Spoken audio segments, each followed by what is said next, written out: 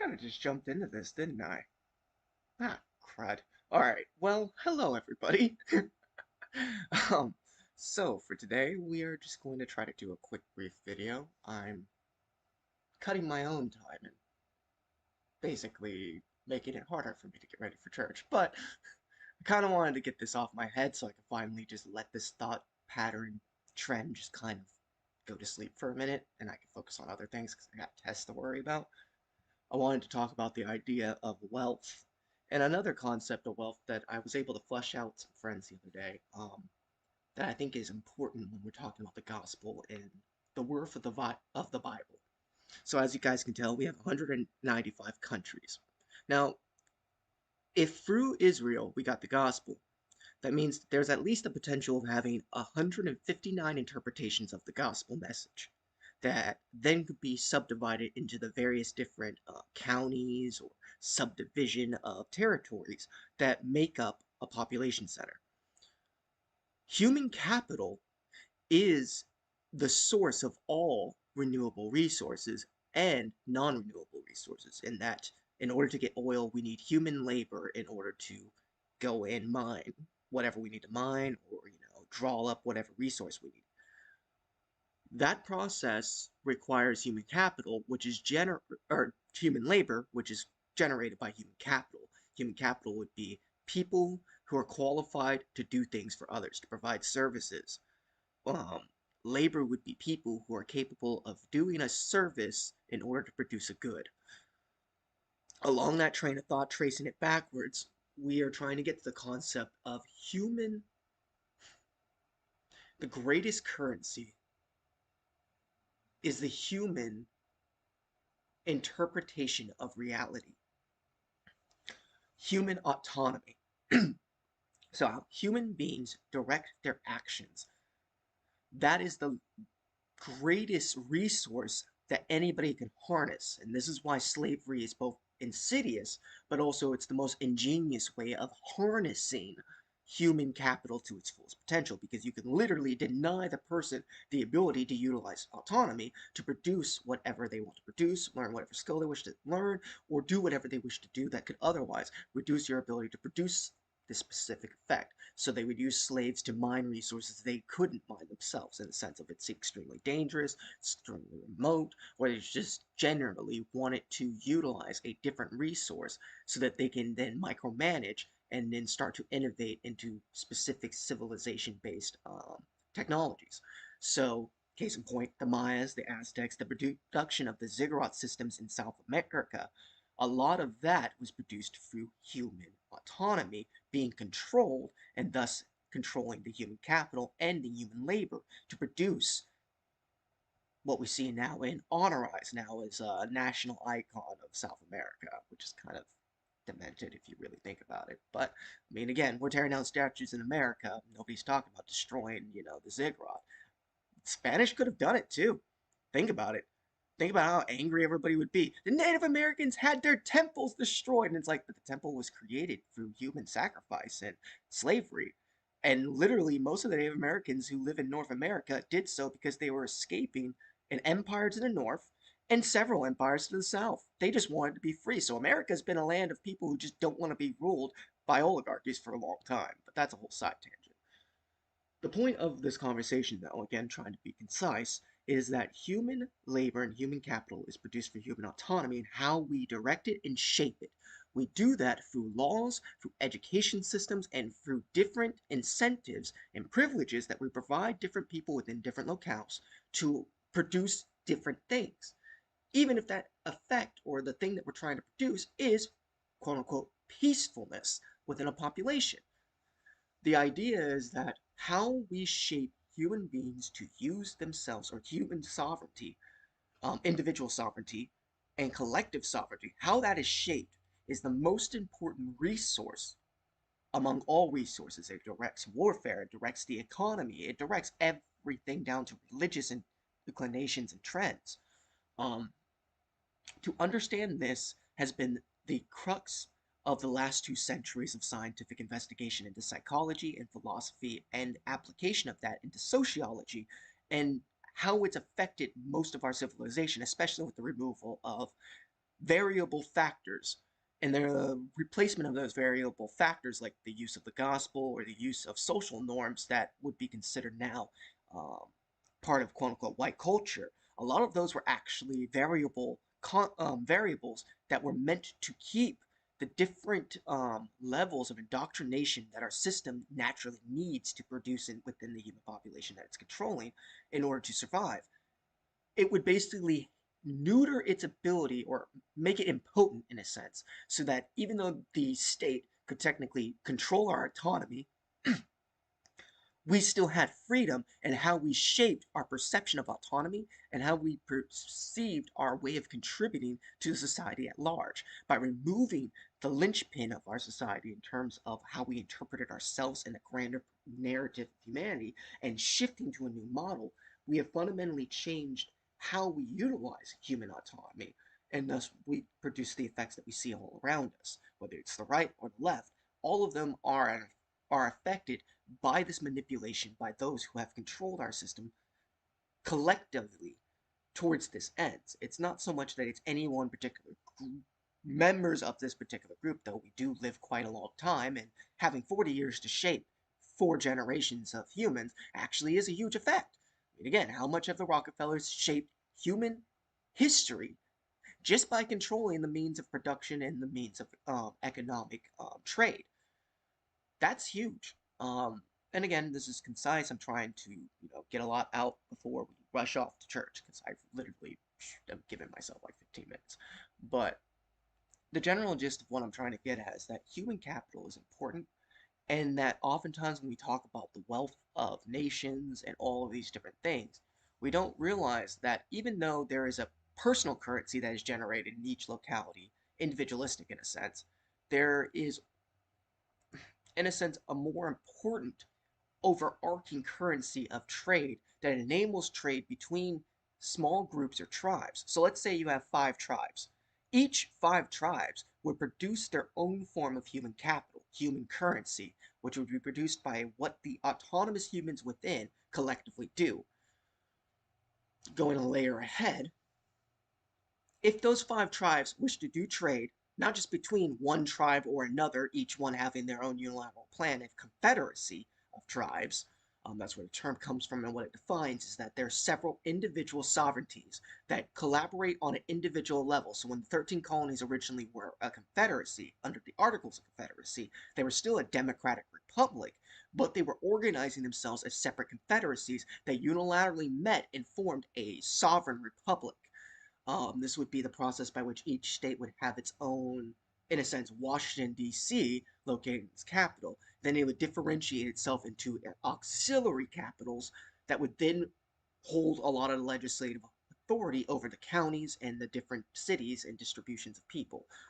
Um, Getting back on track, though, if you have the 5 tribes that are forming a confederacy, what you need is a shared form of currency that can be shared between them. Oftentimes, we did this through physical objects that we would trade in. We would trade currency like gold or seashells or salt in replacement for a oath or a pledge of action, a covenant, if you will. That covenant binds the 2 working parties into a contractual agreement whereby if one does not deliver, the other one will seek well, naturally, if people do wrong against each other, they seek recompense. But this is, again, we're going from ground zero. People murder each other if they want shiny rock thing or they want food. How do you stop that?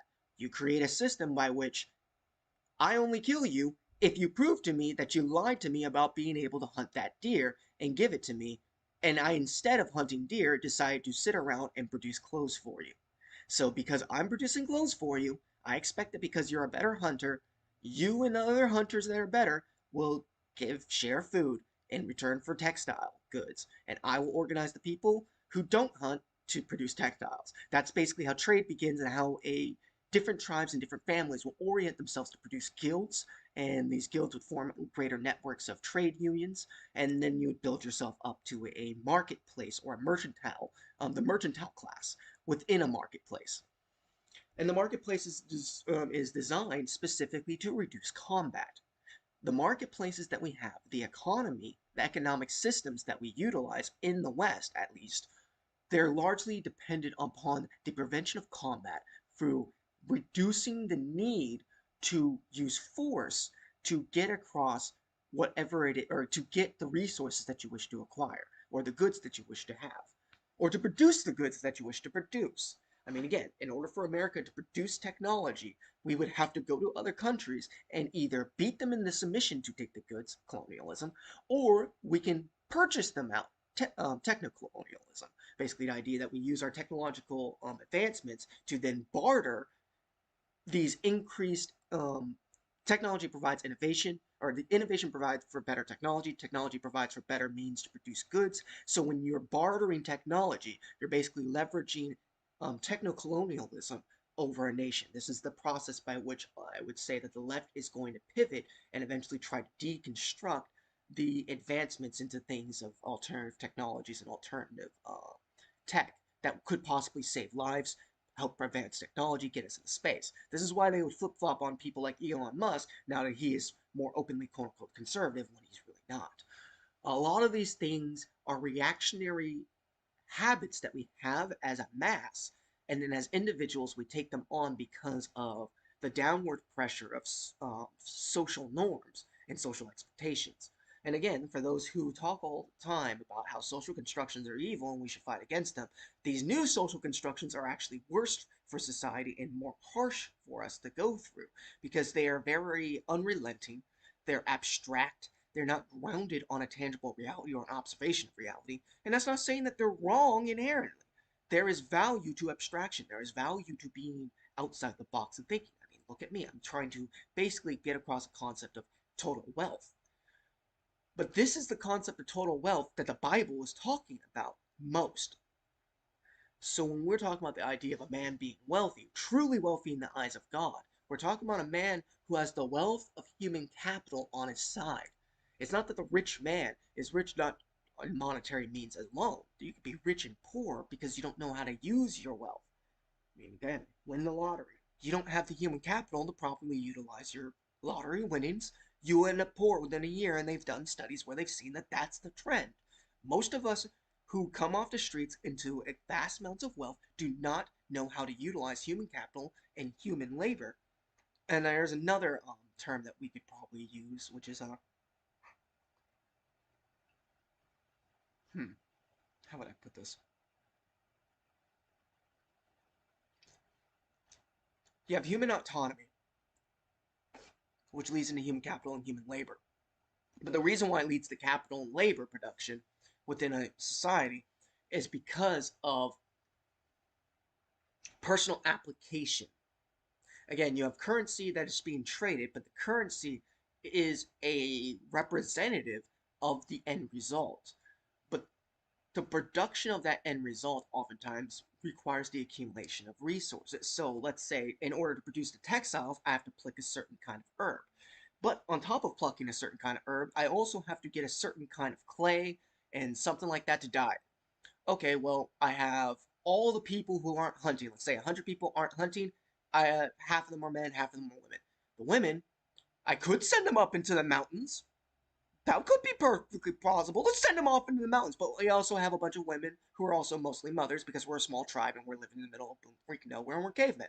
So, assuming the caveman principle and that there's not really a reason for us to go against the grain and throw our women out to the wolves so that they could possibly get killed while we need them to reproduce, because otherwise our species goes extinct, playing around with the Darwin situation and what is scientifically applicable, what you would then see is that, okay, us 50 men, we're going to go, we're going to do the more dangerous job.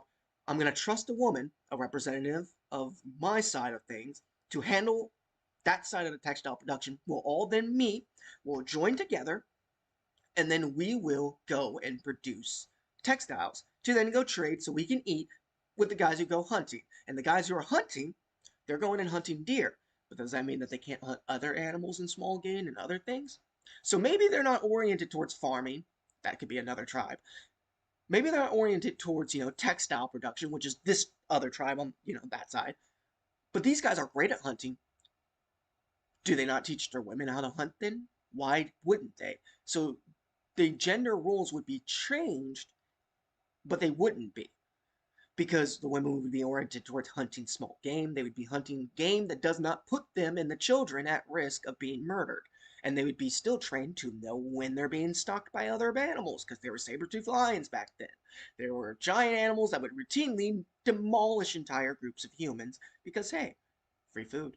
It's free Wednesday. So, getting into this idea is that, of course, there have been many different expressions of what it means to be in a male gender role or a female gender role, but all of that is produced through personal application, which is shaped by human autonomy of the individual and the collective. Or at least let's better unpack this, because again, I'm not using like an outline. One last time. Lord help me, please help me get this across so I can go, because it's 15 minutes. And I'm pretty certain I made my point 3 times and backwards. What the Bible provides, what the gospel has provided for the Western culture and society, is not just the printing press, it's not just advancements in our philosophy, our perceptions of morality, and all these things that are still held on to by those who leave the Christian worldview behind and want it to be annexed from our Western societies and history and senses of identity as Westerners. But still, it has permeated most of our society through its advancements to our innovation, our perceptions of self, and all of these factors. It has fundamentally shaped how the Western societies utilize human autonomy to produce capital and labor. And because of that, and again, this is why Marx hugely well, again, he's an anti-Semite, so there's a reason why anti-Semites hate the religion that came from the Semitic religion. Judaism is Semitic, so to be Jewish and to believe in the Abrahamic religion would make you a Semite who believes in a Semite people and a Semite, divinity caste of kings and priests and all of that. Well, Christians still adopted that. We just believe the priesthood was consolidated for Christ. Christ was a Semite. So we're Semites, and a lot of us have adopted a pro-Semite approach to the world. Now, pro-Semitism is different from anti-Semitism in the Christian world in the sense that people like Luther, they had a lot of nitpicks and issues because of the conflicts between the Abrahamic faiths going on at the time. But when we talk about this new emergence, like again, a lot of what Luther was going through was nuxed out around the time America was founded, because America was founded with a sizable proportion of our population being Jewish. America was partially founded by Jewish and Christian ideals and people and tribes who came into America and settled in the 13 colonies. That was a huge thing. Like, some Christian sects didn't believe in doing trade, and they would utilize it the same way they did in Europe, but they were trying to do it in a way that did not honor things like the Church of England or things like the Roman Catholic Church. So the Church of England isn't just a nationalized church. The Church of England was a nationalized church that was seeking to be a rival power with the Catholic Church. The Catholic Church was imperialist back then. The Church of England was colonial. America was founded on a church republic. So there's various different sects, they all are represented, and all of us are allowed to pick our over representatives over our representatives. And so onwards until the republic is fleshed out. And that was on the basis of which we formed the Confederacy, going full circle, and then from there we formed our republic through the Declaration, or not the Declaration, but through the not the Articles of Confederation, but then the founding of the U.S. Constitution, the ratification of the U.S. Constitution, and the Bill of Rights. And again, the whole founding of the Bill of Rights and Articles of Confederation is, again, both a reference to Jewish wedding ceremonies, the signing of the kabut. I'm sorry, I can't speak the word. I'm still kind of, black. Not being racist about it. It's just I don't know freaking Jew. I don't know Aramaic. Yet alone do I know the different forms. I think it's like Yiddish and other forms of the dialect. So I don't even know which forms of pronunciation I'm supposed to make. So sorry. But there's basically a concept where, as you're getting married, you basically take the two families, they put out their family history, and they wove the two families together through the two children that are getting married. It's a similar process, I think, through the Bill of Rights, because you had the Federalist and Anti-Federalist. These people who want small government and the people who want big government, as it was explained to us in our wonderful public education system. from that, we basically generated a concept by which one side could enfranchise this overlaying structure of a system, and the others could deconstruct that system, and a living organism was created through that union of inorganic and organic um, legislation. So, where there is legislation, you're basically making a written pact to act against a certain action. That also means that there can be legislation to inaction, thus, Bill of Rights, but also that implies that there is an application of legislation which can be prescribed without being prescribed. In a sense, what the Constitution did, which is prescribe authorities and sub authorities. Again, I'm just basically very much being basic in terms of how I would perceive this stuff and layer it out on a graph for myself. Um, they would basically layer it downwards um, and apply it to the lowest factor from the highest authority. A lot of this was done to secure the system and allow for the variable elements, what I was talking about before, these kind of variable influence on the systems of our government to act freely and to move freely like cells and like white blood cells within that greater system. And this greater system can hold as a structure, the skin and the skeleton of the greater body of our government. Wrapping this all back around to wealth, America has generated a large amount of its wealth through human capital and human labor. That was not all because of slavery. A large part of what slavery actually did was reduce human capital and labor because it affected the ability to utilize over several, well, some people say several million, it could have been as low as hundred thousands at certain points, to having millions upon trillions of people shoveled onto boats across here. The variables change depending on who you're talking to as an expert, which is kind of frustrating right now for me. But the gist of it is that slave labor reduce the ability to utilize those people as free agents to learn skills, services, and then form their own enterprises. So the whole point of capitalism is that if you're capitalist, you can't have slavery. That's the hard part. If you have slavery in your nation, you can't be free market capitalism. You can't be a free market capitalist nation and have slavery. Not in the truest sense of a republic or a democracy. Well, in a democracy, you actually could have slavery in a capitalism, but it wouldn't be free market capitalism, insofar as the market would still be controlled in terms of who can enter into the market. So the idea of requiring legislation or certain types of barriers to enter into the purchasing or the creation of a business is actually a form of limiting somebody's ability to have autonomy. Or, crap, I'm getting all mixed up. Mixing three different fields into one wonderful synergy. Slave labor reduces the ability to generate human autonomy within the people who are enslaved. When the people are enslaved and their autonomy is reduced, you cannot use them to produce innovations that would make your capital and labor go farther in terms of the production of wealth that you're trying to get out of it. So GDP was actually affected by slavery. It was only beneficial to own slaves once the cotton gin was created. So when the cotton gin was created and they found and there was alternatives to the cotton gin both before and after, that's something they don't tell us, but cotton gin inventions and other inventions that utilize slave labor in order to basically do a lot of things quicker without having to purchase and pay people as much as possible, you reduce the GDP that was actually being produced.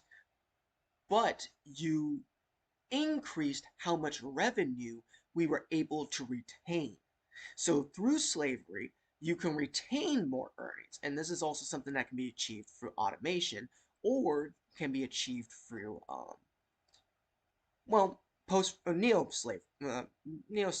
Let's just call it that. The idea that wage slavery, that's the term I'm thinking of. Wage slavery is basically an alternative to slavery. You, instead of enslaving a small segment of people who you have to pay to send over here, you instead create a group in your society that you force to work all the time. And you get as much of the members of that society to work as possible. You get the children to work. You get the women to work.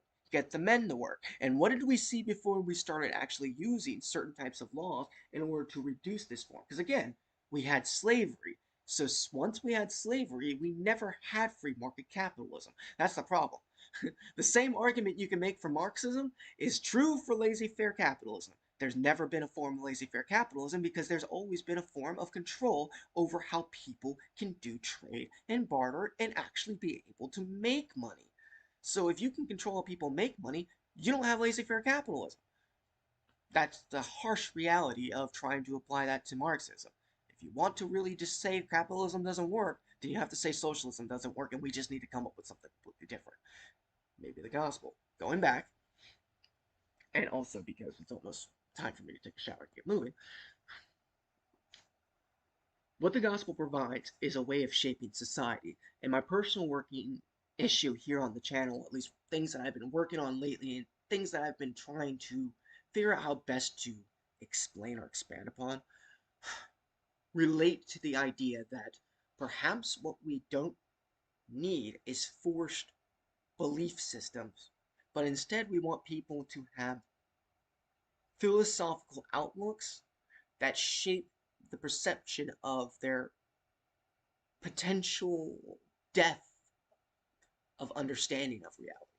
So instead of making every single atheist preach that Christ is the highest standard of their living when he's really not, and they're actually just going behind doors to go and do whatever they want, I think that's a worse thing to do to the gospel than it would be to allow the gospel to just hit people as it is and live in a country that actually just decides, you know what? It's not that everybody needs to believe in this, it's that this thing is actually trying to keep us from killing each other, and it gives us a good example of things not to do and things we can do, or things we should do to make other people's lives better. Perhaps that may be the way that we need to linchpin this argument, because again, how much wealth has been wasted through these useless endeavors and redirections of human autonomy to produce capital and labor for people who are honestly just consuming it. They're not trying to use it to generate better conditions for everyone else. The better conditions come as an expression of the collective will to improve itself, to become a more intact and more stable body. We don't like warfare, but we are a warring species. We don't like ignorance, but we choose to be ignorant. We human beings are full of the contradictions of any organism that has consciousness. Again, dolphins do some pretty jacked up things. Most life forms that we can credit with being super moral usually do messed up things. The only ones that I don't see do that usually aren't the ones who have a lot of, gusto and the we're going to be proactive in destroying the world department. And that might be elephants, and even elephants go on murder sprees when they're sufficiently vexed and prone, forced to sin, because technically sin is to go against one's nature and or to do something that misses the mark. So if the elephant is supposed to, do something that doesn't kill somebody and they do it and it kills somebody, that's, sinning. Technically, an elephant can sin also whenever it goes on a rampage. But again, sin is produced within us as an effect of our interaction with the dying world and its effect on us. We live in a world of entropy. Without entropy, I don't think that we'd be prone to react and act the way that we do. And perhaps entropy is really why we develop the type of economic systems and monetary systems that we talk about and fight over. And if we're fighting over a system that in and of itself is just trying to keep us alive so that we can die longer, why are we following these economic systems, whether it's capitalism or Marxism? There has to be something better. There has to be something different. Maybe not better, but different. And we can't get to that if we're going to continuously try to hold on to these two hills that are eroding beneath us into the sea. We don't have long, and the peninsula is slowly turning into an island, and I don't want to be isolated on it. So you all can fight about these two dichotomies if you wish. I'd rather understand where the two are beneficial and naturally arise within human systems, and where they naturally should be prevented from arising within the human system. And I think the Bible has enough experiences of those economic systems, those worldviews, those philosophies within its text throughout these last, 10,000 years of human history that it's taught basically encoding, if not trillions of hundreds of years that might be encoding, if this really is from the divine messenger who sees time wither away where 1,000 years are like seconds to him. I mean, again, if there's a lot of computed knowledge within this text like Christians believe, then perhaps that might be a good guide to use to shape these other systems that we're trying to come up with. Again, the one thing that we can say everybody has done in terms of creating these new economic systems is they've all thrown out the Bible and went, Christianity doesn't work when it comes to economic systems because people who weren't Christians got in charge and then did things that weren't in the Bible. And it's like, so what would happen if Christians who actually believed in the Bible became the ones in charge? We don't know. We never saw that. And those who have, they've always had other things pulling on them and tying them down to a world that would lead them to only think about entropy rather than the production of prosperity. Jeez, don't think I'm a prosperity gospel teacher just because I use that term.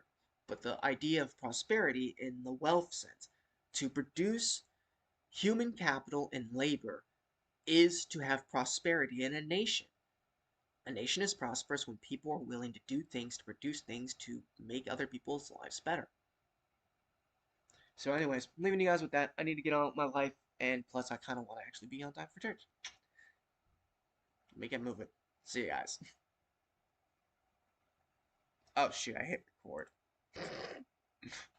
Wait, was I not streaming this whole time? Or are you just janking me and it's on the other channel? It's probably on the other channel. Shoot, that means I actually have to do work tonight.